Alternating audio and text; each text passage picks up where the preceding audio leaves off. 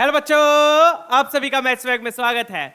तो बच्चों, अपनी परसेंटाइल बूस्टर सीरीज चल रही है। इस सीरीज में मैं कॉन्सेप्ट्स के साथ साथ जेई मेन के लास्ट 6 इयर्स के पीवाईक्यूज करवा रहा हूँ। इन 6 इयर्स में बच्चों टोटल 125 शिफ्ट्स हुई है। वो सभी शिफ्ट्स के हम सारे पीवाईक्यूज कर रहे हैं, वो भी टॉपिक वाइज। ठीक है ना। तो जैसे कि बायनोमियल थ्योरम अपना चैप्टर स्टार्ट हो चुका है, उसके जितने भी पीवाईक्यूज है उनको मैंने इस तरीके से टॉपिक वाइज अरेंज किया है। ठीक है, हर टॉपिक से हम बढ़िया 10-15 क्वेश्चन डिस्कस कर रहा हूं मैं हर लेक्चर में, क्योंकि हर क्वेश्चन को पूरी डिटेल के साथ स्टेप बाय स्टेप डिस्कस कर रहे हैं हम लोग। ठीक है ना। और टीपी बोले तो टॉपिक वाइज प्रैक्टिस प्रॉब्लम्स। और अगर यही क्वेश्चंस पीवाईक्यूज आपको पीडीएफ फॉर्मेट में चाहिए तो उसका ये सब्सक्रिप्शन प्लान है बच्चों। इसको ज्वाइन करने के लिए आप mathsvac.in पर जा सकते हो या फिर पेमेंट का लिंक डिस्क्रिप्शन पर भी गिवन है। राइट, चलिए स्टार्ट करेंगे। टेलीग्राम चैनल @mathsvac ज्वाइन कर लीजिएगा for the updates and all. तो बच्चों, बायनोमियल थ्योरम के अपने 2 लेक्चर कवर हुए हैं। आज हमारा थर्ड लेक्चर है, finding coefficient using general term. तो पिछले सेशन में भी हमने जनरल टर्म वाले यूज ऑफ जनरल टर्म के क्वेश्चंस देखे थे। आज भी वही सेशन है, उसमें हम कुछ और नए क्वेश्चंस देखेंगे। ठीक है ना। जनरल टर्म से कोफिशिएंट कैसे निकालते हैं, थोड़े बहुत और क्वेश्चंस देखेंगे। चलिए लेट्स बिगिन। बाकी ये सब तो आप लोगों को पता ही है। अगर इसकी डिटेल में पढ़ना है, एक्सप्लेनेशन मैंने इसकी सारी आपको फर्स्ट और सेकंड सेशन में दे दी थी। फर्स्ट सेशन में मैंने पूरी डिटेल में समझाया था बायनोमियल थ्योरम क्या होता है, जनरल टर्म वगैरह कैसे लिखते हैं एंड ऑल। तो अगर फर्स्ट सेकंड सेशन नहीं देखे तो वो जरूर देख लीजिएगा, तभी ये सेशन देखिएगा। ठीक है ना। चलिए स्टार्ट करेंगे। जनरल टर्म सबको बताइए कैसे लिखनी है। Let's solve. चलिए ये वाला क्वेश्चन देखते हैं। ये पिछले सेशन की तरह ही है। ये वाला क्वेश्चन ट्राई करेंगे। 2 एक्सपेंशन दिए हुए हैं, इसमें x की पावर 15 चाहिए, इसमें x की पावर -15 चाहिए। ठीक है, फटाफट से लिख लेते हैं। पहले वाले की जनरल टर्म लिखेंगे, क्या आएगा, t r plus 1 will be equal to, लिखोगे तो 15 सी आर, सेकेंड टर्म की पावर r और फर्स्ट टर्म की पावर क्या हो जाएगी 15 माइनस r। ठीक है ना, क्योंकि टोटल पावर क्या होती है, r होती है। फिर इसमें से आप क्या करो, कॉन्स्टेंट्स को अलग कर लो। 15 सी आर इंटू ए की पावर होगी 15 माइनस आर और बी की पावर होगी आपकी r हो गई। और x वाली टर्म अलग कर लो। तो यहां से x की कितनी पावर आएगी बच्चों, 3 मल्टीप्लाई हो जाएगा 45 माइनस 3r, 45 माइनस 3r, और यहां से आएगा r/3, तो 45 माइनस 3r और यहां से आ जाएगा माइनस r/3। चेक कीजिए, ये आ गया। तो ये आपकी जनरल टर्म आ गई। अब इस जनरल टर्म में अगेन बच्चों ये इतना तो आपका ये कोफिशिएंट है और ये क्या x की टोटल पावर है, ये वाली, ये क्या होगी x की टोटल पावर। अब फर्स्ट एक्सपेंशन में आपको कितनी पावर चाहिए, x की 15 चाहिए, तो इसको क्या करेंगे 15 से इक्वेट कर देंगे। ठीक है, जैसे अपन ने पिछले सेशन में किए थे क्वेश्चंस। ठीक है, चलिए तो that would be equal to 15 45 minus 3r minus r/3 is equal to 15।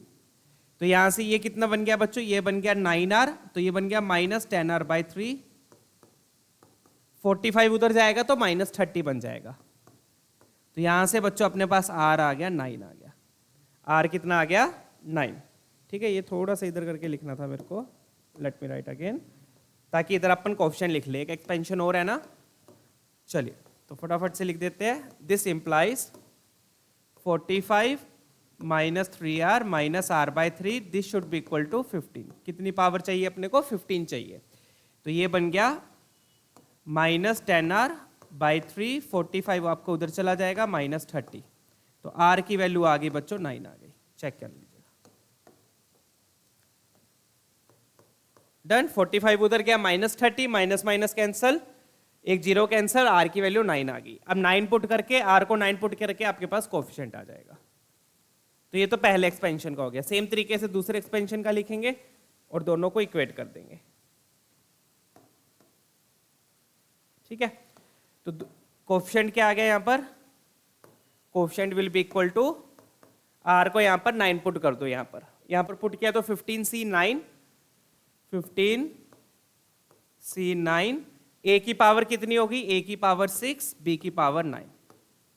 तो ये तो पहले वाले से आ गया कोफिशिएंट। ठीक है, अब दूसरे वाले से निकाल लेते हैं फटाफट से। सेम मेथड है, जनरल टर्म लिखी,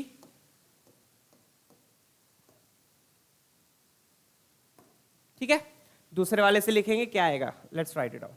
सो टी आर प्लस 1, दूसरे वाले का डैश लिख देता हूं, dash, this will be equal to, दूसरे वाली के जनरल टर्म लिखोगे, पावर कितनी है यहाँ पर 15 ही है, तो 15 CR। सेकेंड टर्म की पावर कितनी हो गई R minus 1/bx³, minus 1/bx³। इसकी पावर R और फर्स्ट टर्म की क्या हो जाएगी 15 माइनस R। फर्स्ट टर्म की क्या हो गई 15 माइनस R। डन। अब सिंप्लीफाई कर लो तो ये बन गया 15 CR, A की पावर 15 माइनस R और B की पावर R बाहर आ जाएगा। X की कितनी पावर बची यहां पर देख लो, X की बची 15/3 5 हो गया, 5 माइनस R/3 और यहां से 3R आ गया। डन है। 5 माइनस R/3, यहां से 3R आ गया। और यहां पर माइनस भी है, ध्यान से देखो तो -1 की पावर R साथ में आएगी एक और, तो वो अलग से लिख लो। -1 की पावर R ये अलग से आएगी। ठीक है, तो ये पूरी आपकी जनरल टर्म हो गई। डन। इसमें अगेन ये आपका पूरा कोफिशिएंट हो गया, ये कोफिशिएंट हो गया और ये x की टोटल पावर हो गई। अब सेकेंड एक्सपेंशन में आपको कितनी पावर चाहिए, -15 चाहिए, तो इसको इक्वेट कर दो फिर -15 से। तो ऐसे क्वेश्चन अपने पिछले सेशन में भी किए थे, इसको इक्वेट कर दिया -15 से। ठीक है, तो इक्वेट करेंगे, क्या बनेगा अपने पास, let's write 5 minus R/3 minus 3R equal to -15। तो ये अगेन बन गया -10R/3, 5 उधर जाके सब्ट्रैक्ट हुआ -20, तो यहां से R की वैल्यू 6 आ गई। तो दूसरे एक्सपेंशन में R कितना आया है, 6 आया है, तो R को 6 पुट करके कोफिशिएंट आ जाएगा। ठीक है ना, चलिए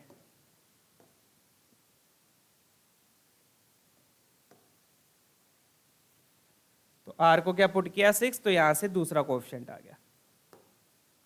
डन है, तो क्या आ गया, R को 6 पुट किया, -1 की पावर 6, तो वो तो प्लस हो गया 15C6। 6 पुट किया तो A की पावर कितनी हो गई यहां पर 9 हो गई और B की पावर यहां पर 6 हो गई। चेक कीजिए। अब क्वेश्चन वाला बोल क्या रहा है कि दोनों कोफिशिएंट्स क्या है, इक्वल है, राइट, यही बोल रहा है। इन द एक्सपेंशन दोनों कोफिशिएंट्स क्या है, इक्वल है, तो बस पुट कर देंगे। इक्वल है तो आपको दिख रहा है बच्चों 15C9 और 15C6 कैंसिल हो जाएंगे, क्योंकि NCR is equal to NCN minus R। Again वही सेम चीज, दिस इंप्लाइज 15C9। तो देख लो कितने रिपीट होते हैं बाइनोमियल में क्वेश्चंस। 15C9 A की पावर 6 B की power 9 is equal to 15C6 A की पावर 9 B की पावर 6। तो इसमें आप ये वाला फॉर्मूला यूज कर लीजिए, NCR is equal to NCN minus R। तो 15C9 को मैं क्या लिख सकता हूँ, 15C9 को मैं लिख सकता हूँ 15C6 यूजिंग दैट। ठीक है, तो ये एक पार्ट क्या हो जाएगा आपका, कैंसिल हो जाएगा। ये क्या हो गया, कैंसिल। कैंसिल होके यहां पर बच गया A³ और यहां पर बच गया B³। तो 1/B³ is equal to A³। तो A³ B³ आपका 1 आ गया, A³ B³ 1 आ गया, तो AB की वैल्यू 1 आ गई। अपने से पूछा गया है, AB 1 आ गया, दैट्स इट। A³ B³ 1 है मतलब AB का होल क्यूब 1 है, AB का होल क्यूब 1 है, तो AB 1 है। चलिए, तो ऐसे सेम क्वेश्चंस हमने पिछले सेशन में भी देखे थे, right. AB is equal to 1। Done. ठीक है, तो दोनों एक्सपेंशंस में कोएफिशिएंट्स लिखे, दोनों को इक्वल करके AB इक्वल टू 1 आ गया। ठीक है, अगला क्वेश्चन देखते हैं, ये वाला ट्राई करेंगे।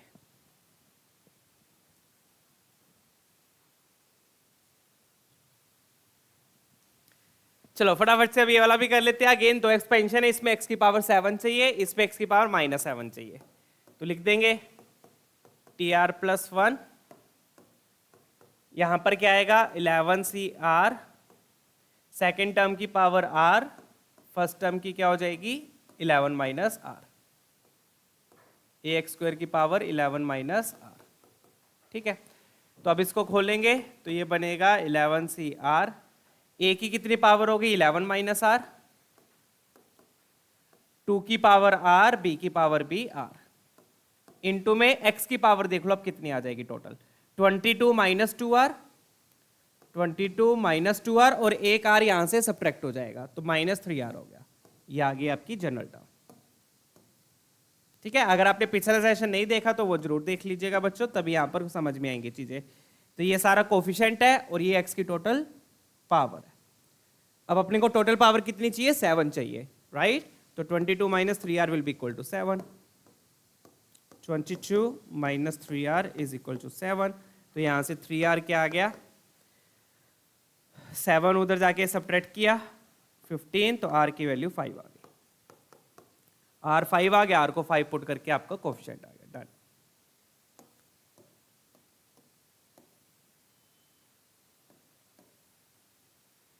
ठीक है, तो कोफिशिएंट क्या हो गया बच्चों? Let's write the coefficient now. Coefficient of x की पावर 7। ठीक है,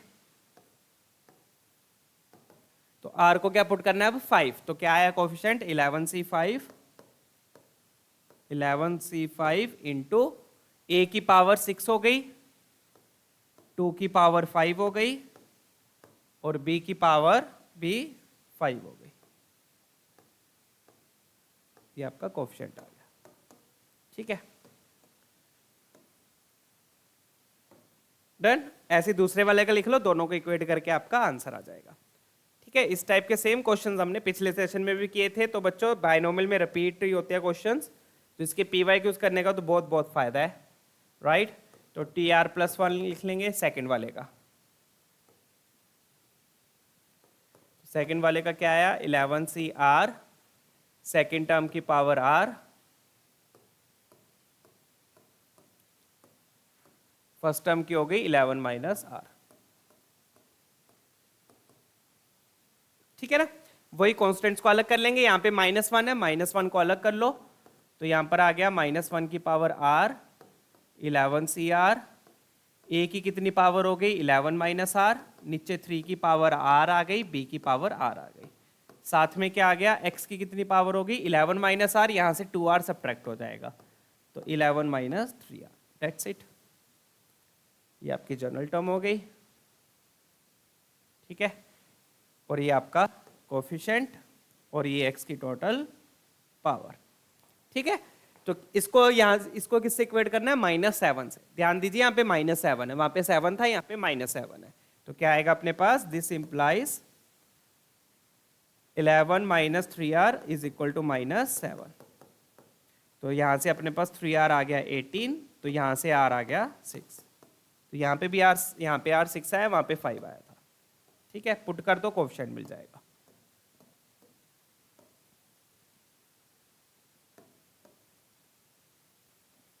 ठीक है, पुट करेंगे, कोफिशिएंट मिलेगा और फिर दोनों को इक्वेट कर देंगे। ठीक है, चलो, तो कोफिशिएंट ऑफ x की पावर -7 कितना आ रहा है देख लेते हैं। r को क्या पुट करेंगे? 6। ठीक है, r को क्या पुट किया? 6 पुट किया। -1 की पावर 6 अगेन पॉजिटिव, ये -1 किससे आया? यहाँ से आया, पावर r लेके। ठीक है, 11c6, a की पावर हो गई 5, 3 की पावर हो गई 6, b की पावर हो गई 6। ये कोफिशिएंट आ गया। ठीक है, दोनों इक्वल ही है, यहाँ पर भी क्या बोल रहा है? इक्वल है, तो दोनों को इक्वल कर देंगे। That's it. 2 एक्सपेंशन है तो जनरल टर्म भी आपको 2 बार लिखनी पड़ेगी, ये ध्यान रखिएगा। ठीक है, now according to the question both the coefficients are equal. So 11c5, इसमें फायदा क्या होता है ऐसे क्वेश्चंस में? ये बाइनोमियल कोफिशिएंट तो कैंसिल ही हो जाता है मोस्ट ऑफ द केसेस में। ठीक है, तो a की पावर 6 अपॉन 2 की पावर 5, b की पावर 5, तो यहां से मेरे ख्याल से डायरेक्टली a b आ जाएगा। ठीक है, a की पावर 5, 3 की पावर 6, b की पावर 6। तो आप देखोगे 11c5 और 11c6 तो कैंसिल हो गया। कैसे? Using the formula NCR is equal to NCN minus R। ठीक है, फिर a की पावर 6, यहाँ पे a की पावर 5 है, तो यहाँ a बचेगा, यहाँ b बचेगा, तो इस b को इधर ले जाओ, यहाँ b बचा, यहाँ a बचा, तो b को इधर ले गए, ab इज इक्वल टू 2 की पावर 5, आप 2 की पावर 5 भी उधर, 3 की पावर 6 इधर ले आओ, क्योंकि अकॉर्डिंग टू क्वेश्चन 3 की पावर 6 आप इधर ले आओ, 2 की पावर 5 आप उधर ले जाओ। डन है? चेक कीजिएगा। तो कितना बन गया? 3 की पावर 6 का बन गया 729, क्योंकि 9 है 81, 81 इंटू 9 729। ठीक है, 729 AB, 4 4 16, 16 2 32। तो कौन सा ऑप्शन मैच कर रहा है? Option b. तो सिंपल सिंपल से क्वेश्चन है बच्चों, प्रोसीजर सेम है क्योंकि बिल्कुल सेम मेथड है, कुछ नहीं करना, बस सिंपल वैल्यूज पुट करते रहना आपने, ठीक है ना। एनसीईआरटी टाइप क्वेश्चन है, बट एनसीईआरटी में इस टाइप के नहीं होते, बट उस टाइप के मतलब सेम प्रोसीजर सेम, बस वैल्यूज पुट करनी और कुछ नहीं, ठीक है। Done, clear. तो आज ये अभी 2 क्वेश्चन हमने कर लिए हैं जिसमें क्वेश्चंस को इक्वल किया था, ऐसे 2 क्वेश्चंस हमने पिछले सेशन में भी किए थे, ठीक है। आगे बढ़ते हैं नेक्स्ट क्वेश्चन की और ये वाला ट्राई करेंगे आप। यहां पर देखो अब क्या दिया है, यहां पर बोल रहा है कि x की पावर -1 और x की पावर -3 का कोएफिशिएंट m और n है, और m और n में रिलेशन दे दिया, वही सेम प्रोसीजर है, कुछ नहीं है। अब यहाँ पे एक्सपेंशन एक ही है तो जनरल टर्म भी एक बार लिखनी पड़ेगी। यहाँ पे कितनी बार लिखनी पड़ेगी जनरल टर्म? एक बार ही, क्योंकि एक ही एक्सपेंशन है। फिर एक बार टोटल पावर को -1 ले लेंगे, टोटल पावर को एक बार -3 ले लेंगे, ठीक है। दोनों से r की वैल्यूज आएंगी, डिफरेंट आएंगी, इसकी अलग होगी, इसकी अलग होगी ऑब्वियसली, ठीक है। तो लिखा 15cr -1 बाई एक्स की पावर 1/5 की पावर r, सेकेंड टर्म की पावर r हो गई, और फर्स्ट टर्म की क्या हो जाएगी, टोटल में से r सब्ट्रैक्ट किया, 15 - r। डन है, चलिए। तो ये बन गया बच्चों अपना 15cr, कांस्टेंट अलग कर लेंगे अगेन हमेशा की तरह। तो -1 की पावर r भी आएगा इसमें, देख लो, वो लिख लेता हूं मैं साथ में, 2 की पावर 15 - r आ गया, और साथ में क्या है, x की पावर देख लो अब कितनी बनेगी, x की बनेगी 15/5, 3 हो गया, -r/5 और एक r/5 यहां से आएगा, तो कितने बन गए, 2r/5, -2r/5, ये आ गया, ठीक है। ये आ गई आपकी जनरल टर्म। इस जनरल टर्म में ये पूरा कोएफिशिएंट हो गया,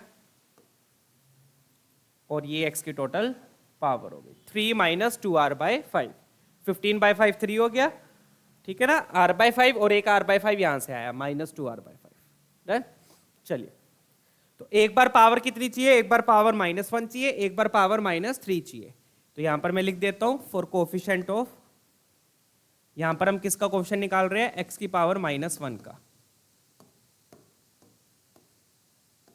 x की पावर -1 के लिए पावर कितनी चाहिए, -1 चाहिए, ठीक है।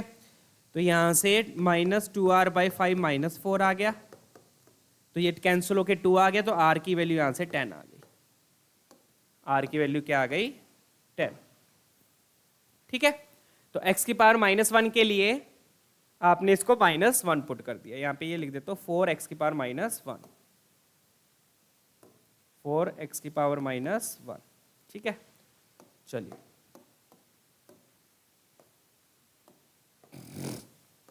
तो x की पावर -1 के लिए r कितना आ गया, 10, r को 10 पुट करके कोएफिशिएंट आ जाएगा।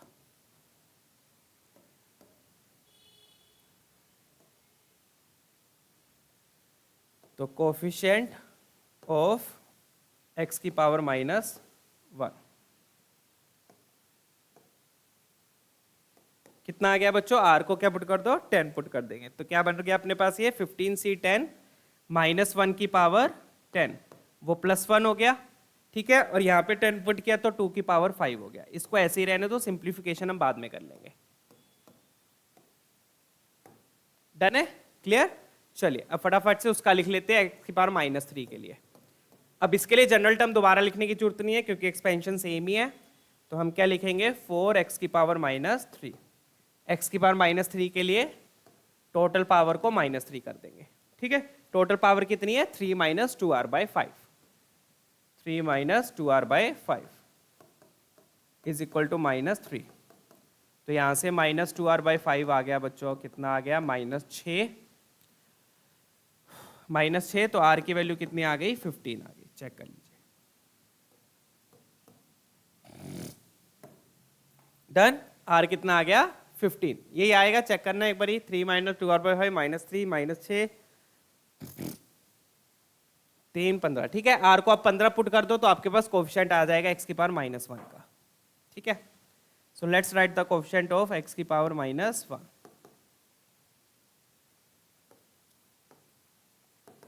ठीक है।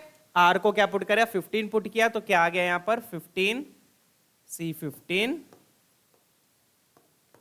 15c15, यहाँ पे 10 पुट किया था, बच्चे यहाँ पे माइनस बच जाएगा बच्चों, ध्यान दो, 15 पुट किया तो माइनस बच जाएगा, ठीक है, और 15 पुट किया तो 2 की पावर 0 आ गया, तो 15C15 तो 1 होता है बच्चों, 15C15 मतलब 15C0, 15C0 1 हो गया, -1 और ये भी 1 हो गया, तो मतलब ये तो -1 आ गया।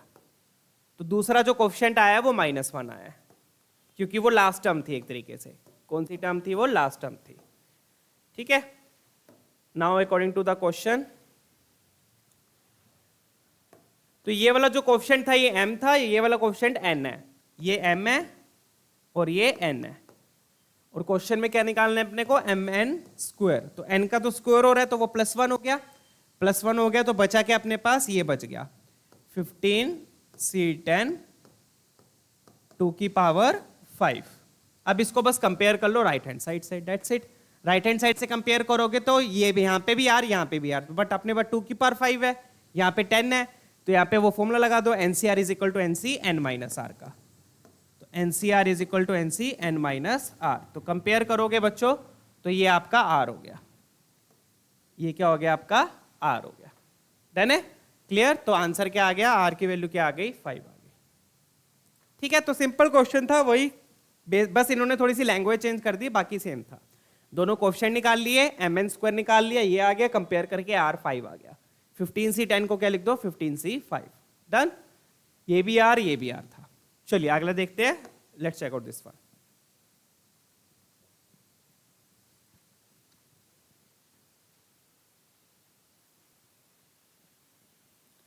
चलो ये वाला देखते हैं। अब यहां पर क्या दिया है बच्चों? Sum of coefficients of first 3 terms. First 3 terms की इन्होंने सिर्फ कोफिशिएंट बोला है। पहले तो एक बार चलो जनरल टर्म लिख लेते हैं, जनरल टर्म तो लिखनी पड़ेगी। Let's write the general term. So general term क्या हो गई? NCR, NCR सेकेंड टर्म की पावर r, सेकेंड टर्म की पावर r, और फर्स्ट टर्म की पावर क्या हो जाएगी? n-r। यही है general term, right? Again constant को अलग कर लेते हैं, तो ये बनेगा बच्चों NCR, -1 अलग करना, अलग कर लो, नहीं तो -3 ले लो, -3 की पावर r, ये तो कांस्टेंट हो गया जो अलग कर लिया। बचेगा क्या? x की पावर कितनी बच जाएगी टोटल? देखो यहां से n-r, यहां से 2r आएगा, 2r सब्ट्रैक्ट होएगा तो n-3r सब्ट्रैक्ट क्यों होएगा? क्योंकि डिवीजन में है। तो ये आपकी जनरल टर्म आ गई। क्या आ गई? ये जनरल टर्म। अब जनरल टर्म में ये कोफिशिएंट है और ये x की टोटल पावर है। अब क्वेश्चन वाले ने क्या बोला? क्वेश्चन वाले ने सिर्फ ये बोला कि कोफिशिएंट ऑफ फर्स्ट 3 टर्म्स। तो फर्स्ट 3 टर्म्स कौन सी होती है? r को पहले 0 लेंगे, फर्स्ट टर्म के लिए r 0 होता है, सेकेंड टर्म के लिए r 1 होता है, थर्ड टर्म के लिए r 2 होता है। तो sum of coefficients of first 3 terms बोल रहा है वो। तो क्या लिखूंगा मैं यहां पर? Coefficients of T1, T2, T3, इनका जो सम है, T1 का कोफिशिएंट प्लस T2 का कोफिशिएंट प्लस T3 का कोफिशिएंट, इनका जो सम है वो किसके इक्वल दिया हुआ है? इन्होंने 3, 7, 6 के इक्वल दिया हुआ है। ये दिया हुआ है, क्वेश्चन वाले ने ये दिया हुआ है। आई होप ये क्लैरिटी आ गई। डन? तीनों के terms, first term, second term, third term के कोफिशिएंट का सम 376 दिया हुआ है, राइट? तो फर्स्ट टर्म में r क्या हो जाएगा? 0, तो r को यहाँ पे 0 पुट कर दो। ये कोफिशिएंट है, x वाली टर्म लिखने की जरूरत नहीं है इसमें, उसने सिर्फ कोफिशिएंट बोला है। कोफिशिएंट मतलब जो x के साथ नंबर होता है, ठीक है? x की कितनी भी पावर हो उसको कोई फर्क नहीं पड़ रहा, उसने सिर्फ first second term third term बोला है। x की पावर कुछ भी हो उससे कोई फर्क नहीं पड़ रहा, समझ गए ना? तो फर्स्ट टर्म का कोफिशिएंट क्या हो जाएगा? r को 0 पुट कर दो, यहां पर 0 पुट किया तो NC0, -3 की पावर 0 वो 1 हो जाएगा। अब फर्स्ट सेकंड टर्म के लिए r को 1 पुट कर दो, 1 पुट किया तो -3 की पावर 1 हो, तो यहां पर -3 आ गया, यहां पे माइनस आ गया। 2 पुट किया तो NC2, 3 का स्क्वायर 9 हो गया, 270, 376। आई होप ये क्लियर है। जनरल टर्म लिखी, जनरल टर्म लिख के r को 0 फिर 1 और 2 पुट कर दो, उससे फर्स्ट 3 टर्म्स के कोफिशिएंट्स आ जाएंगे और फिर उनका सम क्या हो गया? 376। डन?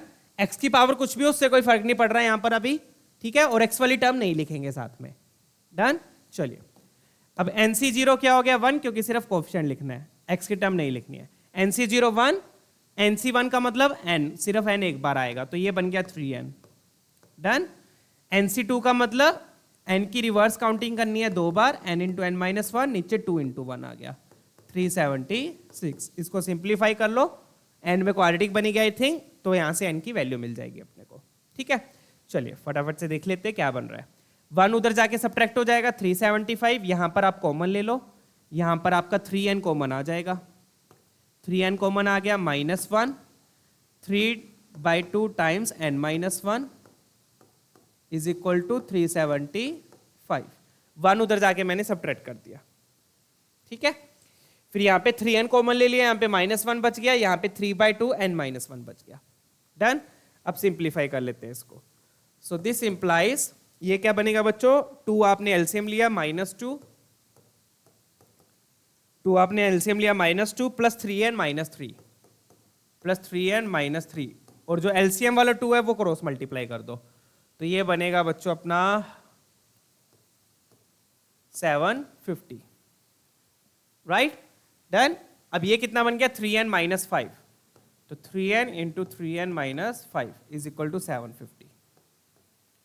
अब आप चाहो तो इसको चाहे मैनिपुलेशन से भी करके देख सकते हो। मैनिपुलेशन लगाऊंगा तो 75 के फैक्टर्स बनाओगे तो क्या आएगा, या फिर ऐसे ही कर लो, चलो 3 3 जा 9n², मैनिपुलेशन से करना है उससे भी कर सकते थे, वो आपकी मर्जी है। 15n - 750 is equal to 0। ये आपकी n में क्वाड्रेटिक आ गई। अब इसको सिंप्लीफाई कर लेते हैं फटाफट से।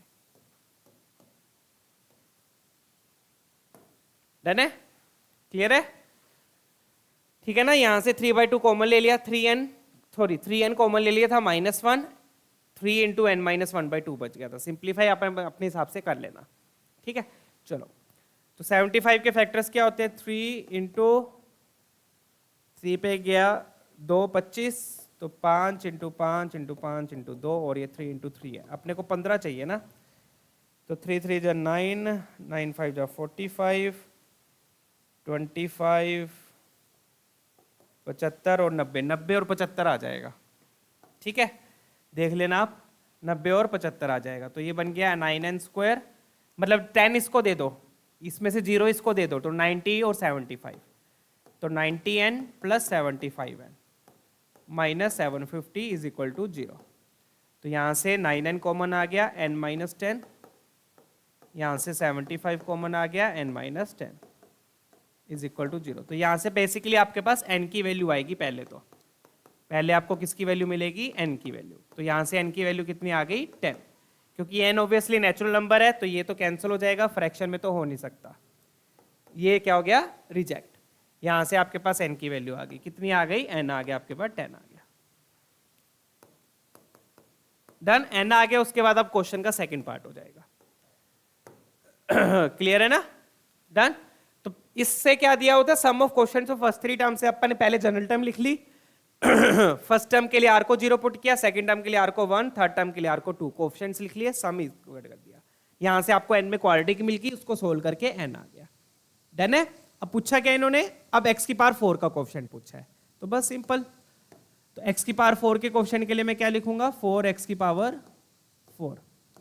तो जो x की टोटल पावर थी उसको 4 पुट कर देंगे, टोटल पावर के x की n - 3r, n - 3r is equal to 4। n हम निकाल चुके हैं, n अपना 10 आया है, तो 10 - 3r इज इक्वल टू 4, तो -3r इज इक्वल टू -6, तो r की वैल्यू 2 आ गई। r को 2 पुट करके कोएफिशिएंट आ जाएगा, डेट्स इट, ठीक है। तो कोएफिशिएंट ऑफ x की पावर 4 क्या आ गया बच्चों, n तो 10 आया, तो 10c(r) क्या लिखूंगा, 10c(r), r कितना आया अपना 2 आया, तो क्या लिखूंगा, 10c2 -3 की पावर 2। डन, यही है ना, 10c2 -3 की पावर 2। डन।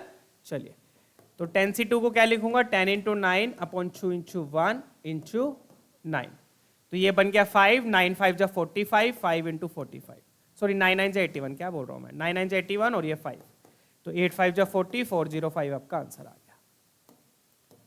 क्लियर है। तो जो पहली कंडीशन दी थी इन्होंने सम ऑफ कोएफिशिएंट्स वाली, उससे n आएगा, n के बाद फिर कोएफिशिएंट आएगा, ठीक है, चेक कर लीजिएगा। डन है, क्लियर। चलिए अगला क्वेश्चन देखते हैं, लेट्स चेक आउट। इसमें भी यही है, पहले आपको n निकालना पड़ेगा, n या r, दो अननोन होंगे। चलिए अब ये वाला देखते हैं बच्चों। अब यहां पर भी वही है बच्चों, दो अननोन होंगे, n और r। जैसे पिछले क्वेश्चन में भी पहले अपन ने n निकाला था, फिर आर निकाल के अपन ने कोफिशिएंट निकाल लिया। तो यहाँ पे भी सेम सी चीज है, बट यहाँ पे इन्होंने सीधा बोल दिया, सीधा इन्होंने कोफिशिएंट दे दिया। पीछे तो दिया हुआ था कि sum of coefficients of first 3 terms, उससे पहले एन आ गया था। अब यहाँ पे थोड़ी सी ना ऑब्जर्वेशन मैनिपुलेशन करनी पड़ेगी। क्या करेंगे देख लेना। यहाँ पे बोल रहे कि coefficient of x in the expansion is this, x का कोफिशिएंट दिया हुआ है, उससे कंपेयर करना होगा अपने को। तो पहले तो जनरल टर्म लिख लेंगे, अगेन जनरल टर्म लिखी क्या आ गया, एनसीआर 1/x³ की पावर आर, और x² की पावर क्या हो गई, n-r। ठीक है, यही होगा। चलिए, तो ये बन जाएगा बच्चों NCR। अब यहाँ पे कांस्टेंट तो साथ में नहीं है, सिर्फ NCR ही है, तो यहाँ पे टोटल पावर मैं लिख देता हूँ x की। यहाँ से क्या आएगी 2n - 2r, और यहाँ से 3r सब्ट्रैक्ट होगा, तो 2n - 2r - 3r, तो डेट विल बी -5r। सीधा मैंने लिख दिया, डन। चलिए, तो ये तो आपका कोफिशिएंट हो गया एक तरीके से, ये NCR क्या है, कोफिशिएंट, और ये टोटल पावर है। अब क्वेश्चन के अकॉर्डिंग ये टोटल पावर किसके इक्वल होनी चाहिए, 1 के इक्वल होनी चाहिए। ये बोल रहे हैं ना वो, 2n - r should be equal to 1, 2n - 5r should be equal to 1। तो एक इक्वेशन तो मेरे पास ये आ गई कि 2n - 5r should be equal to 1। ठीक है, और दूसरी क्या आएगी, r को जो भी अपना आ रहा है, NCR should be equal to NC23, NCR should be equal to NC23, ये बोल रहा है वो। तो कोफिशिएंट क्या हो जाएगा, कोफिशिएंट मैं लिखूंगा अगर, तो आप देख सकते हो कोफिशिएंट में सिर्फ NCR आएगा, तो this NCR should be equal to that NC23, right, done है। अब या तो R की वैल्यू 23 हो जाएगी, यहां से मतलब R क्या आ गया, 23 आ गया, क्योंकि R ऊपर तो n ही है, R क्या आ गया 23। तो R इज इक्वल टू 23 को अब यहाँ पे पुट कर दो, वहां से n देखो कितना आ रहा है। ठीक है, एक ऑप्शन, एक तो ये आएगी पॉसिबिलिटी, चेक करेंगे। अब क्या करो, अब R को यहाँ पर पुट कर दो, R को यहाँ पे पुट किया तो कितना आ गया यहाँ पर अपना 2n - 25 × 23 कितना बन गया, 15, 11 इज इक्वल टू 1, तो 2n इज इक्वल टू 116 आ गया। तो n की वैल्यू कितनी आ गई, n आ गया अपना बच्चों 558। तो एक वैल्यू n की ये है। अब मैं बार बार ऐसे क्यों बोल रहा हूँ, एक तो ये आ गई, एक तो ये आ गई, क्योंकि दो पॉसिबल केसेस बनेंगे। दो पॉसिबल केसेस कैसे बच्चों, एक तो r इज इक्वल टू 23 आ गया, पुट करके अपने पास आंसर आ गया। ठीक है, डन। अब दूसरा केस क्या होगा, अगेन सोचो क्या बनेगा दूसरा केस, क्या बनेगा, NC23 को मैं और क्या लिख सकता हूं, how can I right NC23, वही फॉर्मूला लगा दो। NC23 को मैं क्या लिख सकता हूं, NCn - r लिख सकता हूं साथ में, तो NC23 को मैं NCn - 23 भी लिख सकता हूं, फॉर्मूला लगाएंगे ना, NCr is equal to NCn - r का, तो यहां से मेरे पास r क्या आएगा, n - 23। तो दो केसेस बनेंगे बच्चों, ध्यान दीजिएगा, यहां से r क्या आएगा, n - 23, डन। बच्चे क्या करते हैं, बस ये वाला केस कर देंगे, दूसरा केस को फॉलो नहीं करते, डन। क्योंकि दो C सेम होते हैं ना, तो दोनों C अपने को देखने पड़ेंगे, एक NCR वाला, एक NCn - r वाला, डन। चलिए, तो यहां से R ये आ गया, अब यही वाला R यहां पे पुट कर दो, यही वाला R यहां पे पुट कर दो, पुट करेंगे तो क्या आएगा, 2n - 5 times n - 23 is equal to 1। एक वैल्यू n की यहां से आएगी, प्रोवाइडेड n नेचुरल होना चाहिए, ऑब्वियस बात है, ठीक है ना, डन। चलिए, तो यहां पर ये कितना आ गया, 2n - 5n प्लस 15 और ये 1 11, ये आएगा 15, 5 to 10, 11, राइट। तो ये उधर जाके सब्ट्रैक्ट, यहाँ पे आ गया -3n, और ये उधर जाके सब्ट्रैक्ट, तो 114। तो एक n देखो यहाँ से आ रहा है बच्चों, 9 गया 3 पे, 24 गया 8 पे, यहाँ से n 38 आ गया। अब बताओ कौन सा ऑप्शन होगा, 38 आपका आंसर हो गया। ठीक है, स्मॉलेस्ट बोला ना उन्होंने, फंस गए थे ना, तो क्या हो जाती है आपकी नेगेटिव मार्किंग, ऑब्वियसली पक्का थी। क्यों पक्का थी, क्योंकि बच्चे ये वाला केस लेते ही नहीं है। ठीक है, तो कौन सा ऑप्शन मैच करेगा बच्चों अपना, 38, स्मॉलेस्ट बोला उन्होंने। ठीक है, चलिए आगे बढ़े। तो ये वाला केस बच्चों ध्यान रखना है, ये दिमाग में बिठा लो कि दो C सेम होते हैं, दो सी की वैल्यू सेम होती है। कौन से दो सी? एन सी आर को आप N C N minus R लिख सकते हो। तो वही चीज मैंने यहाँ पे यूज करी है। तो एक बार आर 23 लिया, एक बार आर इसके इक्वल लिया, तो ये आ गया। डन है। दो पॉसिबल केसेस बनेंगे, दोनों सही है, ये नहीं बोल रहा कि मैं ये गलत है, दोनों केसेस सही है, ठीक है। बट उन्होंने क्या पूछी है? स्मॉलेस्ट वैल्यू, तो इसलिए आंसर आ गया 38। डन। चलिए अगला क्वेश्चन देखेंगे। तो यहां पर भी अगेन दो अननोन्स थे, एन और आर, ठीक है। तो आर की वैल्यू कोफिशिएंट को कंपेयर करके आ गई, फिर आर को पुट करके एन आ गया। डन है। चलिए आगे देखते हैं। ये 1 क्यों लिया मैंने? क्योंकि x की टोटल पावर 1 होनी चाहिए मुझे, क्योंकि किसका कोफिशिएंट बोला था? x का कोफिशिएंट बोला था, ठीक है। चलिए ये वाला ट्राई करेंगे, बढ़िया क्वेश्चन है ये भी, ठीक है।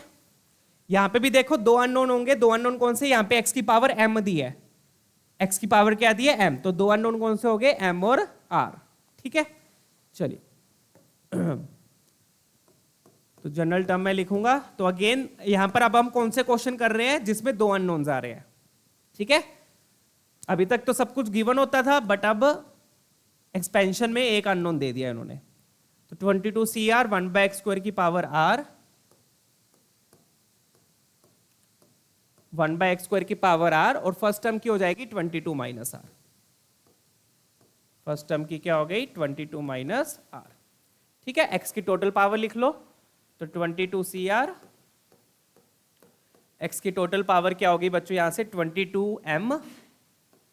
22m minus M R minus 2r, ये आ गई। चेक करो।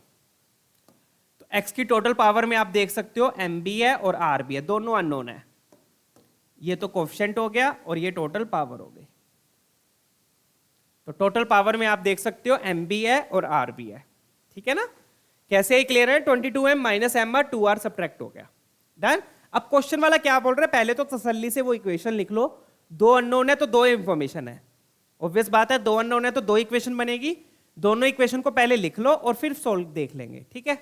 चलो तो पहले तो इन्होंने क्या बोला है कि किसका कोफिशिएंट चाहिए? x का। तो मतलब जो टोटल पावर है फॉर कोफिशिएंट ऑफ x, तो मतलब जो x की टोटल पावर है वो 1 के इक्वल होनी चाहिए, राइट? यही बात है, x का कोफिशिएंट ही बोल रहे हैं ना ये, ठीक है।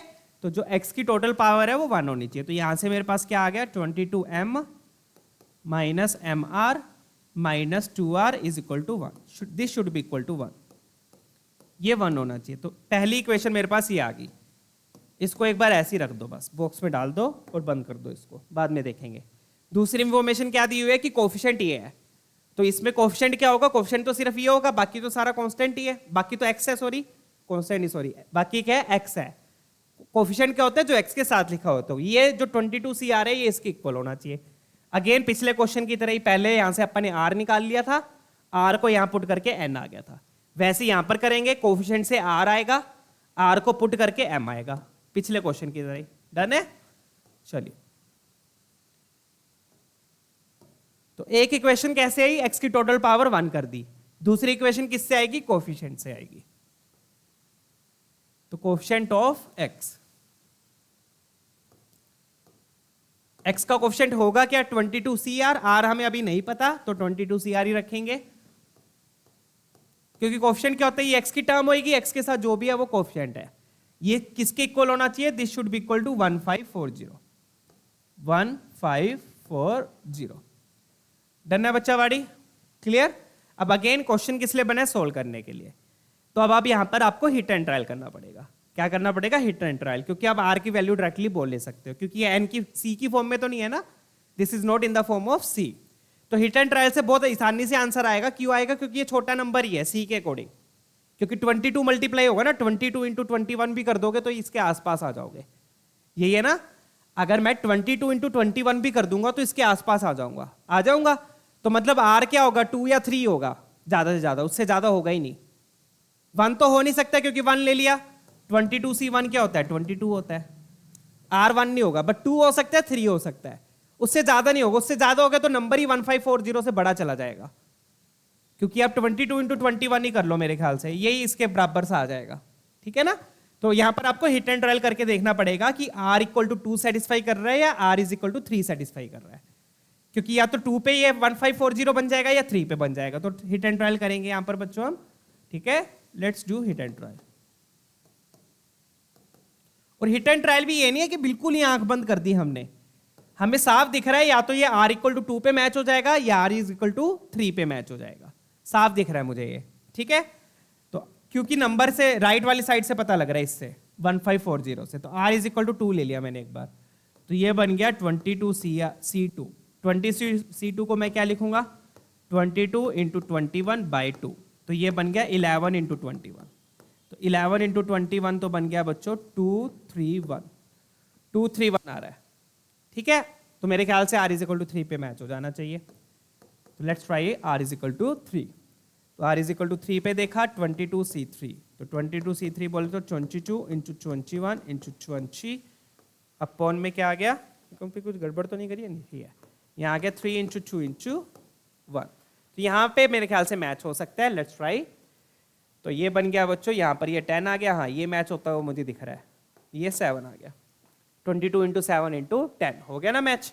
तो 22 इंटू 7 किया 154 इंटू 10 0, तो मतलब r इज इक्वल टू 3 आ गया। डन है, क्लियर। चलिए, तो इस तरीके से इस क्वेश्चन को आप अप्रोच कर सकते हो, क्योंकि नंबर बहुत बड़ा नहीं था, अगर ये बहुत, क्योंकि ये 1540 और यहाँ पे भी 22 दे दिया, तो आसपास ही आनी थी r की वैल्यू, ठीक है।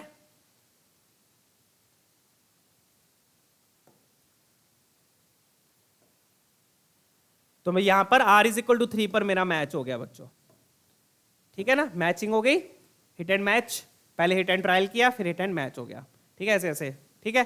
1540, तो मतलब r इज इक्वल टू 3 अपना आंसर हो गया, r equal to 3 will be your, that is not an answer, I mean ये आपका एक्सेप्ट हो जाएगा, this will be accepted, this will be rejected, ठीक है। डन, बस r इज इक्वल टू 3 यहाँ पे आप पुट कर दो, ठीक है, put r is equal to 3, उससे आपके पास m आ जाएगा। तो इस तरीके से थोड़े से ऑब्जर्वेशन वाले क्वेश्चन है और कुछ नहीं है। कौन से क्वेश्चन कर रहे हैं आप जिसमें दो अननोन्स है, जैसे कि यहाँ पर भी n और r दो अननोन थे, n तो इससे आ गया था सम ऑफ कोएफिशिएंट से, यहाँ पे भी n और r दो अननोन थे, एक इक्वेशन पावर से बन गई, एक इक्वेशन कोएफिशिएंट से बन गई। कोएफिशिएंट से पहले r निकाल लिया, r को पुट करके n निकाल लिया, सेम वैसे ही यहाँ पर कोएफिशिएंट से r निकाल लिया, r को पुट करके n निकाल लें, m आ जाएगा, तो ये बन गया 22m minus 3m minus 6 is equal to 1।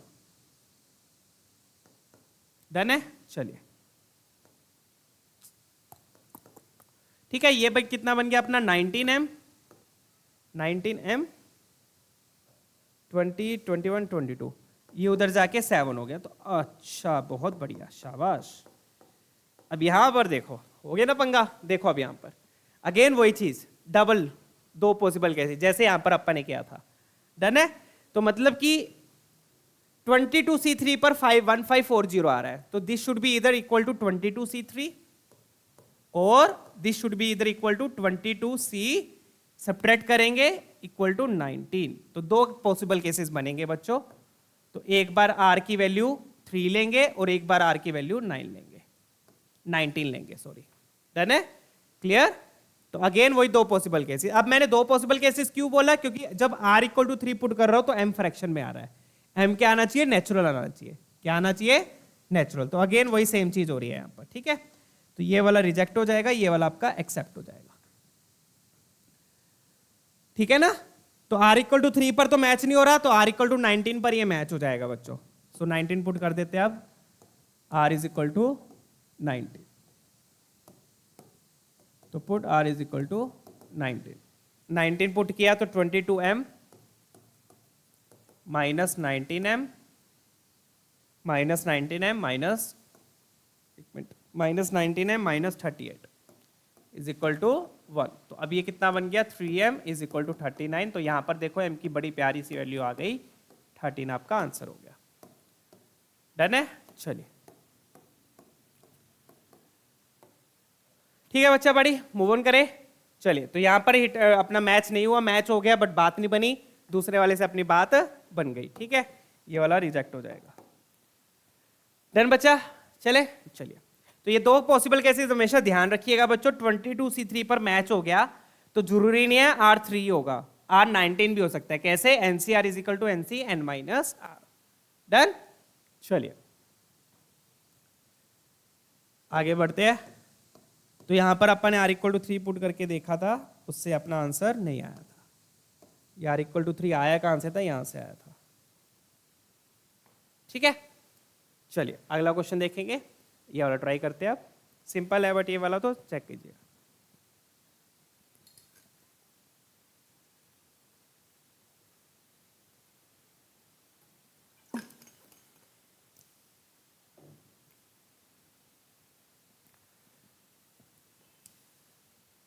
अब बोल क्या रहे, alpha is the smallest number such that the expansion has a term, expansion has a term बेटा एक्स की power minus alpha. Alpha positive है, मतलब यहां पे देखो क्या क्या करेंगे इस क्वेश्चन में। अगेन पहले तो एक बार जनरल टर्म लिख लो यार तुम, फिर मैं बताऊंगा। पहले क्या लिख लो, जनरल टर्म लिख लो। ठीक है, जनरल टर्म लिखी, क्या आया 30 CR 30 CR 2 by x cube की पावर R, और पहले टर्म की पावर हो गई 30 माइनस R। ठीक है, चेक कीजिएगा, ये 30 CR उसकी R हो गई और उसकी 30 माइनस R हो गई। डन। चलिए अब कांस्टेंट अलग कर लेते हैं। 30 CR इंटू 2 की पावर R, और x की टोटल पावर क्या हो जाएगी 2 by 3 into 30, 10 into 2 20, 20 minus 2 by 3R, और यहां से 3R एक और आएगा तो यहां पे माइनस 3R एक और आ गया। डन है, ये आपकी जनरल टर्म आ गई। अब क्वेश्चन को अप्रोच कैसे करना है, यहां पर ध्यान से देखिए कैसे अप्रोच करोगे। ठीक है, ये अपना कोफिशिएंट है और ये x की टोटल पावर हो गई। अब इन्होंने ये नहीं बोला कि x की पावर -5 का निकाल दो कोफिशिएंट, x की पावर 7 का निकाल दो। इन्होंने ये बोल दिया कि इसको एक्सपेंशन में ये वाली टर्म होनी चाहिए। अब क्या इस टर्म में ऑब्जर्व करो क्या खासियत है इस टर्म की, ध्यान से देखो। अगर आप इस टर्म को ऑब्जर्व करोगे ध्यान से, यहां पे आपको साफ दिख रहा है कि जो यहां पर x की पावर है वो नेगेटिव है, माइनस अल्फा है, अल्फा पॉजिटिव है, पॉजिटिव के साथ माइनस लगा दोगे तो ऑब्वियसली क्या होगा माइनस। तो यार अगर इस टर्म को अगर आप ध्यान से देखोगे तो क्वेश्चन वाला क्या चाहता है, क्वेश्चन वाला ये चाहता है कि x की पावर नेगेटिव हो जाए। वो ये बोलना चाह रहा है x की पावर क्या हो जाए नेगेटिव। तो बस यहाँ पे अब यही करेंगे हम, x की पावर को क्या कर देंगे नेगेटिव कर देंगे। ठीक है, so according to the question power of x should be less than 0, power of x should be less than 0। Negative बोल रहे हैं वो तो नेगेटिव कर देते हैं। डन, नेगेटिव पे देख लेते हैं आ क्या रहा है। ठीक है, चलिए तो 20 minus 2 by 3R। I hope pretty clear है क्वेश्चन। उन्होंने सीधा नहीं बोला कि x की पावर -5 का क्वेश्चन निकाल लो, x की पावर -7 का निकाल लो। उन्होंने बस ये बोला कि ये टर्म होनी चाहिए, और इस टर्म को अगर आप ऑब्जर्व करोगे तो आपको दिखेगा कि x की पावर नेगेटिव बोल रही है। तो मतलब इतना तो हमें समझ आया कि इसको x की नेगेटिव पावर चाहिए। तो हम एक बार पावर को नेगेटिव करके देख लेते हैं क्या बन रहा है। ठीक है, तो -3R लेस देन 0, तो ये बनेगा बच्चों 20। इसको ऐड वैड करके उधर ले जाओ क्योंकि ये माइनस में है, तो ये बन गया 3 3 जा 9, 9 प्लस 2 11, तो ये बन गया 11R बाई 3। ये बनेगा, एक बार चेक करवा देना मेरे को। 9 9 plus 2 11 by 3R। Done, clear. तो ये 3 बाई 11 उधर चला जाएगा तो ये बन गया 60 बाई 11। अब देखो फेस किसकी तरफ खुला है, फेस R की तरफ खुला है, ये ध्यान रखिएगा। तो मतलब R क्या आ गया, R should be greater than 60 by 11। ये आया अपने पास, क्या आ गया, R should be greater than 60 by 11। तो इसका मतलब क्या है बच्चों, 60 बाई 11 बोले तो कितना हो गया, बोले तो 5 पॉइंट समथिंग हो गया। कितना हो गया 5 पॉइंट समथिंग। 60 बाई 11 बोले तो हो गया 5 पॉइंट समथिंग, है ना। 5 50 5.4 जो भी है वट अपना जो भी आएगा, आगे भी डोंट केयर। ठीक है, तो मतलब R क्या होना चाहिए 5.4 से बड़ा होना चाहिए। तो मतलब पॉसिबल वैल्यूज R की क्या आएंगी, पॉसिबल वैल्यूज R की क्या आ गई, तो R या तो 6 होगा 7 होगा, क्योंकि R भी क्या है नेचुरल नंबर है, R भी क्या है नेचुरल नंबर है। तो अब इसका मतलब क्या है कि जब आप ये वैल्यूज डालोगे R की तो आपको X की क्या मिलेगी, नेगेटिव पावर मिलेगी। ये चीज समझ में आई। हमने क्या किया, पावर को नेगेटिव किया, क्या किया, पावर को नेगेटिव किया। उससे मेरे पास R ये आ गया कि R क्या होना चाहिए 5.4 से बड़ा होना चाहिए। तो मतलब जब मैं r को 5.4 से बड़ा डालूंगा तो मुझे x की क्या मिलेगी, नेगेटिव पावर मिलेगी। x की क्या मिलेगी, नेगेटिव पावर। डन है, क्लियर। अब इन्होंने बोला है कि अल्फा की स्मॉलेस्ट नंबर बताओ, मतलब कि x की कितनी पावर चाहिए, स्मॉलेस्ट वाली चाहिए। x की कौन सी पावर चाहिए, स्मॉलेस्ट वाली। तो बस r को क्या पुट कर दो, 6 पुट कर दो, उससे स्मॉलेस्ट वैल्यू मिल जाएगी। डन है, क्लियर। चलिए, तो स्मॉलेस्ट वैल्यू के लिए क्या करेंगे हम, for smallest value of alpha, smallest value of alpha, ठीक है, उसके लिए हम क्या करेंगे, r को put r is equal to 6, और वो भी पावर में पुट कर दो, सिर्फ पावर में पुट कर दो, क्योंकि अपने को तो अल्फा चाहिए ना, बीटा तो कोई लेना देना ही नहीं है यहाँ पे। बीटा तो इन्होंने बस ऐसे ही दिया है, बीटा क्या है, कोफिशिएंट है, कोफिशिएंट तो निकालना ही नहीं, हमें तो सिर्फ अल्फा निकालना है। तो सिर्फ r को कहां पुट कर दो, पावर में पुट कर दो। डन हो गया क्वेश्चन सोल्व। चलिए, तो r को कहां पुट कर दो, पावर में, ठीक है। I hope question pretty clear है। नहीं क्लियर हो एक बार मैं फिर से बता देता हूं क्या क्या हुआ है यहाँ पे, ज्यादा कंफ्यूज होने वाली चीज है ही नहीं, ठीक है। तो r को कहां पुट करेंगे, कहां पुट करेंगे, आप put r is equal to 6 in power यहाँ पे, ठीक है। तो यहाँ पे पुट किया तो कितना आ गया अपने पास, 20 माइनस 2/3 इंटू 6 माइनस 3 इंटू 6, तो ये आ गया अपने पास 20 माइनस 2 टू जा 4 माइनस 18, तो ये बन गया -2। तो अब आप कंपेयर करोगे तो मतलब अल्फा क्या हो गया, 2 हो गया। So simple, easy peasy lemon squeezy. Done है, कंपेयर किया तो अल्फा क्या हो गया अपना, 2 हो गया, क्योंकि माइनस अल्फा लिखा है ना, स्मॉलेस्ट अल्फा क्या आ गया, 2 आ गया। अब r को 7 पुट करोगे तो ये जो नंबर है और मतलब मैग्नीट्यूड में बड़ा होता जाएगा, किसमें, मैग्नीट्यूड में, तो मतलब -2 से और पीछे चला जाएगा, अल्फा r को और बढ़ाते जाओगे तो इसलिए अल्फा की स्मॉलेस्ट वैल्यू क्या हो गई, 2 हो गई। डन है क्वेश्चन। फिर से बता दूं बच्चों, सिंपल क्वेश्चन था, पहले तो अपन ने जनरल टर्म लिखी, फिर उन्होंने बोला कि इस एक्सपेंशन में ये टर्म होनी चाहिए। तो अब अगर आप इस टर्म को ऑब्जर्व करोगे तो आपको दिख रहा है x की पावर नेगेटिव होनी चाहिए, तो मैंने एक पावर को नेगेटिव कर दिया, वहां से मेरे पास r ये आ गया, ठीक है। तो यहां से मुझे पता चला कि जब r को मैं 6, 7, 8, 9 वगैरह पुट करूंगा तो मेरे पास x की नेगेटिव पावर आएगी, यही मतलब है इसका। बट मुझे स्मॉलेस्ट चाहिए, स्मॉलेस्ट चाहिए तो r को मैं 6 पुट करके मेरे पास स्मॉलेस्ट आ जाएगा। Done, clear. चलिए, ठीक है, आगे बढ़ते हैं नेक्स्ट क्वेश्चन की ओर, ठीक है। डन, चलिए अगला देखेंगे, ये और ट्राई करते हैं, सिंपल क्वेश्चन है ये भी।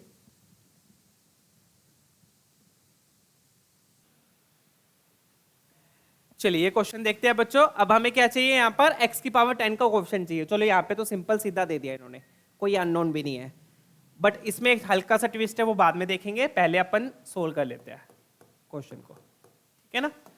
तो जनरल टर्म लिखी, जनरल टर्म क्या हो जाएगी बच्चों, 60 CR, सेकेंड टर्म की power R,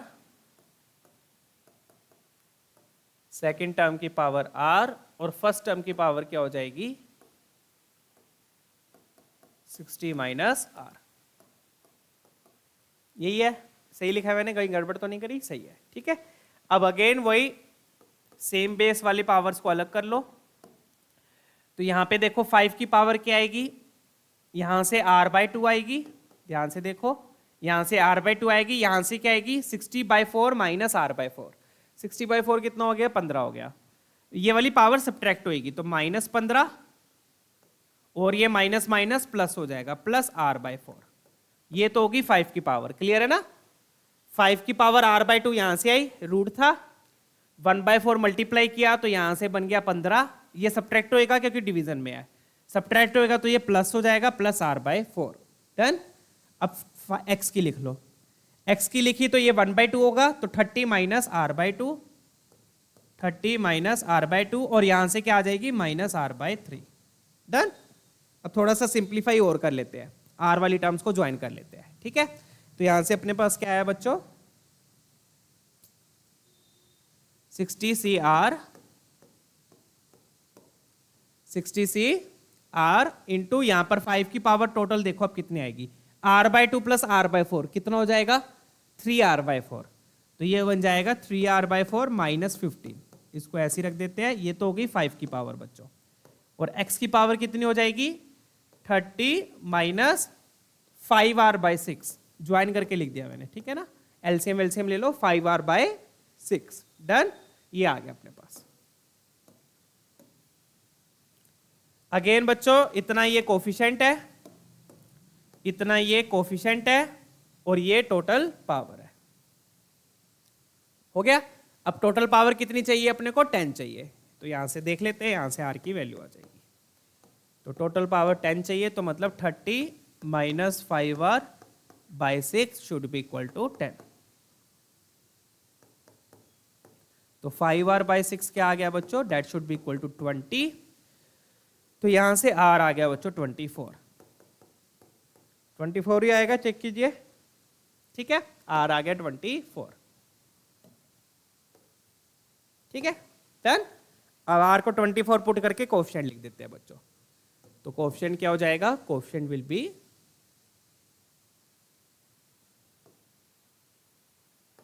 coefficient of x की पावर 10।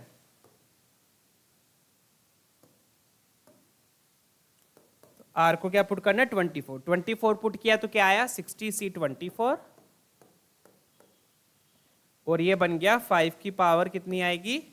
24 पुट किया तो ये 6 18 5 की पावर 3 आ गई, ठीक है डन है।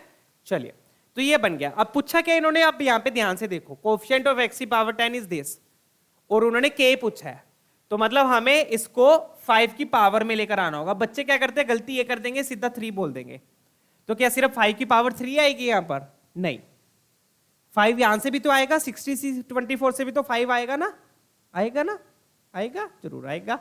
तो 60c24 का मतलब 60 को 24 बार उल्टी बार लिखो, तो बट वो तो बहुत लेंथी हो जाएगा, हो जाएगा। और एक दूसरा फॉर्मूला क्या होता है एनसीआर का? लेट मी टेल, एनसीआर का फॉर्मूला क्या होता है? एक्चुअल फॉर्मूला क्या होता है? n factorial upon r factorial into n minus r factorial, ये फॉर्मूला होता है डन। तो या तो आप 60 का, इसका मतलब क्या, या तो 60 की रिवर्स काउंटिंग करो 24 नंबर्स तक, या तो वैसे करो, बट वो भी बहुत लेंथी हो जाएगा। दूसरा तरीका क्या है? इसको फैक्टोरियल में लिख लो। फैक्टोरियल में लिख के करोगे वो भी बहुत लेंथी हो जाएगा। कितनी बार लिखोगे फैक्टोरियल भी, है ना। सबट्रैक्ट किया कितना आ गया? 36। पहले तो ये चेक करो, ठीक है। ये आ गया अपने पास डन। तो या तो आप इस 60 को 24 बार उल्टी बार लिख लो, वो भी 59 50, पागल हो जाओगे अब, पागल, लिटरली पागल। हर नंबर में 5 की पावर देखने लग जाओगे, या फैक्टोरियल में भी लिख लोगे तब भी पागल हो जाएगा, फिर फैक्टोरियल 60 × 41 करते करते, ठीक है। तो बच्चों यहां पर मैं अब आपको एक फॉर्मूला बताता हूं। बेसिकली आपको क्या चाहिए? 5 की पावर देखनी है इन फैक्टोरियल्स में, कि इन फैक्टोरियल्स में 5 की कितनी पावर आएगी, ठीक है। तो अब मैं आपको एक फॉर्मूला बताता हूं। ये फॉर्मूला हम पीएनसी में करवाते हैं, परमुटेशन एंड कॉम्बिनेशन में, ठीक है। बट ये यहां पर यूज हो गया, इसलिए मैं अब आपको बता रहा हूं। और वो फॉर्मूला क्या है? वो फॉर्मूला आपको क्या देता है? Let me right. वो फॉर्मूला आपको देता है exponent of prime number p in n factorial. तो मतलब ये फॉर्मूला आपको क्या बताएगा कि n फैक्टोरियल में p की कितनी पावर आएगी? Exponent of prime number p in n factorial. अब इसका मतलब क्या है बच्चों? मैं आपको एक मतलब समझाता हूं इसका एक्चुअल में है क्या। जैसे कि अपन ने लिखा, मान लो 8 फैक्टोरियल लिखा, तो 8 फैक्टोरियल क्या होता है? 8 × 7 × 6 × 5 × 4 × 3 × 2 × 1। अब मैं आपसे पूछ लूं कि इस 8 फैक्टोरियल में 2 की कितनी पावर आएगी, तो वो आपको हर नंबर से देखना पड़ेगा। यहां से देखो, एक यहां से 2 आएगा, 2 की पावर 3 आएगी, एक यहां से 2 आएगा, 4 हो गई, 2 यहां से आएंगे, 6 हो गई, एक यहां से आएगा, 7 हो गई टोटल पावर 2 की। कितनी हो गई? 7। तो एक तो तरीका ये है, बट ये अगर मैं आपको बड़ा नंबर दे देता, मान लो मैं 72 का फैक्टोरियल दे दूं, तो उसमें हर नंबर आपको देखना पड़ेगा, हर नंबर से आपको कितनी पावर मिलेगी 2 की, तो वो तो इम्पॉसिबल सा हो जाता है। तो तब ये फॉर्मूला काम करता है, ठीक है। और फॉर्मूला क्या बोलता है बच्चों? फॉर्मूला क्या है? बस आपने क्या करना है, उस n को, n फैक्टोरियल जो है उसको p से डिवाइड करना है और उसका ग्रेटेस्ट इंटीजर ले लेना है। अब ग्रेटेस्ट इंटीजर क्या है वो भी मैं बता दूंगा। और फिर n को p स्क्वायर से डिवाइड करना है, ग्रेटेस्ट इंटीजर, फिर n को p क्यूब से डिवाइड करना है, ग्रेटेस्ट इंटीजर, ऐसे इस तरीके से चलते जाना है जब तक आपके पास जीरो ना आने लग जाए। क्या आने ना लग जाए? जीरो। तो अब मैं इसी 8 फैक्टोरियल का ही एग्जांपल लेके बताता हूं आपको। किसका एग्जांपल? 8 फैक्टोरियल का ही। तो हम एक्सपोनेंट निकाल लेंगे, किसका एग्जांपल लेते हैं, एक्सपोनेंट ऑफ 2, या फिर कोई भी बड़ा नंबर ले लो। एक्सपोनेंट ऑफ 2 किस में निकाले बोलो? एक्सपोनेंट ऑफ 2 इन 30 फैक्टोरियल निकाल देते हैं कि 30 फैक्टोरियल में कितने 2 आएंगे। डन। 30 फैक्टोरियल तो समझती हो ना, 30 इंटू 29 इंटू 28 इंटू 27, लिखते जाओ, पागल हो जाओगे पागल। ठीक है, यहां से कितने 2 आएंगे, यहां से कितने 2 आएंगे, यहां से कितने 2 आएंगे, तो आपको हाईएस्ट पावर देगा ये। तो निकालने का फॉर्मूला क्या है, तरीका क्या है, ये वाला फॉर्मूला। अब ये फॉर्मूला क्या बोल रहा है, ध्यान से देखो। 30 फैक्टोरियल मतलब n 30 हो गया, तो मैंने क्या किया, 30 को 2 से डिवाइड किया, फिर 30 को 2 स्क्वायर से डिवाइड किया, फिर 30 को 2 के क्यूब से डिवाइड किया, फिर 30 को 2 के 4 से डिवाइड किया, फिर 30 को 2 की 5 से डिवाइड किया, 2 की पावर 5 से। कितना हो गया, ज्यादा तो नहीं बढ़ गया, 16 32 आ गया, देख लो। और जब डिनोमिनेटर बड़ा हो जाए, जब डिनोमिनेटर बड़ा हो जाए वहां पर रुक जाओ, जब डिनोमिनेटर बड़ा हो जाए वहां पर रुक जाओ। मैं वहां पे क्यों रख गया, क्योंकि 2 की पावर 5 क्या होता है, 32 होता है। तो जब डिनोमिनेटर बड़ा हो जाए वहां पर रुक जाओ, फुल स्टॉप लगा दो वहां पर, उससे आगे फिर लिखने की जरूरत नहीं है। तो 30/2 कितना होता है, 15। 15 का ग्रेटेस्ट इंटीजर 15, ग्रेटेस्ट इंटीजर अभी समझाऊंगा। 15 का 15 रहा। 30/4, तो 30/4 कितना हो गया, ये 7 पॉइंट समथिंग, 7.5 है ना। 30/4 मतलब 7.5। अब 7.5 का ग्रेटेस्ट इंटीजर क्या होगा बच्चों, 7 होगा। मतलब कि उसके पीछे वाला नंबर, जो बिल्कुल सबसे पास पीछे नंबर है, पीछे तो देखो ना, ठीक है। तो 7.5 के पीछे 7 हो गया, राउंड ऑफ करके, राउंड ऑफ करके पीछे जाना है, आगे नहीं जाना, ठीक है। चलिए यहां पर आ गया 30/8। 30/8 कितना हो गया, 8 16 8 24, 3 पॉइंट समथिंग, 3 पॉइंट समथिंग का ग्रेटेस्ट इंटीजर 3। डन। और यहां पर क्या आएगा, 16। 30/16 1 पॉइंट समथिंग होगा, 1 पॉइंट समथिंग का ग्रेटेस्ट इंटीजर 1। और यहां पर तो डिनोमिनेटर ही बड़ा होगा, डिनोमिनेटर बड़ा हो गया तो 0 पॉइंट समथिंग, 0 पॉइंट समथिंग का ग्रेटेस्ट इंटीजर 0। इसलिए मैंने बोला था यहां पर रुक जाना, ठीक है। तो अब टोटल पावर कितनी आ गई देख लो, कितनी आ गई, 7 10 10 और 11, तो 26 आएंगे। कितने 2 आएंगे, 30 फैक्टोरियल में कितने 2 आएंगे, 26 आएंगे। अगर आप प्राइम फैक्टराइजेशन करते हो तो क्या करते हो, प्राइम फैक्टराइजेशन। तो ये है बच्चों फॉर्मूला। आई होप फॉर्मूला आप सबको क्लियर हो गया है। डन है, क्लियर है सबको फॉर्मूला, कैसे लगाना है, क्या होता है, क्या देता है, क्यों देता है, कब देता है, कैसे देता है, कब लगाएंगे, वगैरह वगैरह वगैरह वगैरह, ETC ETC ETC, ठीक है। डन। चलिए अब बैक टू द क्वेश्चन। इसलिए मैंने अब इसको फैक्टोरियल में लिख लिया। अब मैं क्या देखूंगा कि 60 फैक्टोरियल में 5 की कितनी पावर आएगी, 24 फैक्टोरियल में 5 की कितनी पावर आएगी, और 36 फैक्टोरियल में कितनी आएगी, यूजिंग द फॉर्मूला। चलिए फॉर्मूला लगा देते हैं फटाफट से आप। तो अब सबसे पहले मैं एक्सपोनेंट ऑफ P5 लिखूंगा इन 60 फैक्टोरियल। एक्सपोनेंट, एक्सपोनेंट मतलब पावर बच्चों, एक्सपोनेंट ऑफ 5 इन 60 फैक्टोरियल। इसको मैंने इसलिए फैक्टोरियल की फॉर्म में लिख लिया था ताकि फॉर्मूला लग जाएगा। तो 60 फैक्टोरियल में देख लेते हैं कितनी आएगी। एक्सपोनेंट 5 चाहिए ना हमें, हाँ 5 चाहिए। तो 60 फैक्टोरियल में 5 देख लेते हैं कितनी बार आएगा। फॉर्मूला लगाएंगे, तो 60 को 5 से डिवाइड किया, उसका ग्रेटेस्ट इंटीजर, 60 को 5 स्क्वायर से किया, उसका ग्रेटेस्ट इंटीजर, 60 को 5। फॉर्मूला बिल्कुल सिंपल ही है, कोई ज्यादा हार्ड एंड फास्ट नहीं है। अब आप देखोगे 5 क्यूब करोगे तो डिनोमिनेटर क्या हो गया, बड़ा हो गया। जब डिनोमिनेटर बड़ा हो जाए वहां पर रुक जाओ, जैसे डिनोमिनेटर बड़ा हो जाए वहां पर रुक जाओ, ठीक है। और इन सब पे ग्रेटेस्ट इंटीजर। अब 60/5 कितना होता है, 12, ये तो 12 हो गया। ये कितना 25, 60 को 25 से डिवाइड किया, 2 पॉइंट समथिंग, तो ग्रेटेस्ट इंटीजर 2। ये 125, ये 0, तो कितना आ गया यहाँ पर 14 आ गया। तो मतलब 60 फैक्टोरियल से कितने 5 मिलेंगे, 14, 14। डन है, क्लियर। इसी तरीके से इन दोनों में निकालो, 24 और 36 में, फटाफट से निकाल देते हैं बच्चों। 24 और 36 में exponent of 5 in 24 factorial, exponent of 5 in 24 factorial.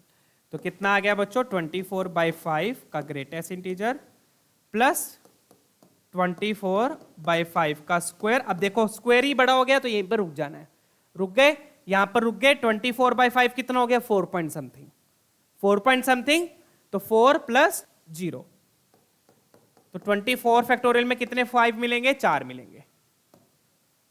Done. अब आगे देख लेते हैं, अब और किस पे चाहिए, और चाहिए आपको 36 फैक्टोरियल में, 36 फैक्टोरियल में। तो 36 फैक्टोरियल में कितने हो जाएंगे, तो ये फॉर्मूला बच्चों इंपॉर्टेंट है, ये ध्यान रखना है, काफी बार यूज हुआ है ये जेई में, ये वाला फॉर्मूला, तो ये ध्यान रखना है, शॉर्ट नोट्स में आपके होना चाहिए, ठीक है ना। चलिए, बच्चों को फॉर्मूला ही नहीं पता होता, पूरा क्वेश्चन सोल्व हो जाता है, फिर एंड में रह जाते हैं, ठीक है ना।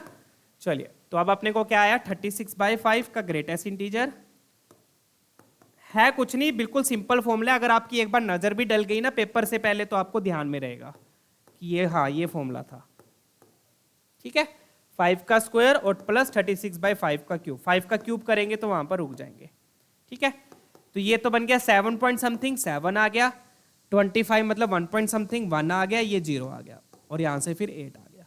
तो नीचे वालों से पावर क्या मिल रही है, 4 और 8, ऊपर से मिल रही है 14। अब फाइनल आंसर निकालते हैं बच्चों, अब फाइनल आंसर आप कैसे लिखेंगे वो भी देख लो प्रॉपर वे में।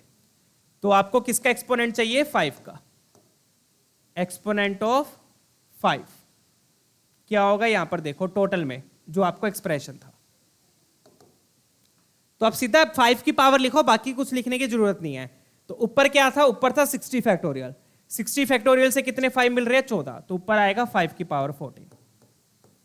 अब ये नीचे थे दोनों, ये नीचे थे तो नीचे आएगा 5 की पावर 4, 5 की पावर 8, और साथ में एक और 3 5 और एक्स्ट्रा दे रखे हैं इन्होंने, बोनस में अपने पास 3 5 और दे रखे हैं, तो साथ में क्या आएगा 5 क्यूब।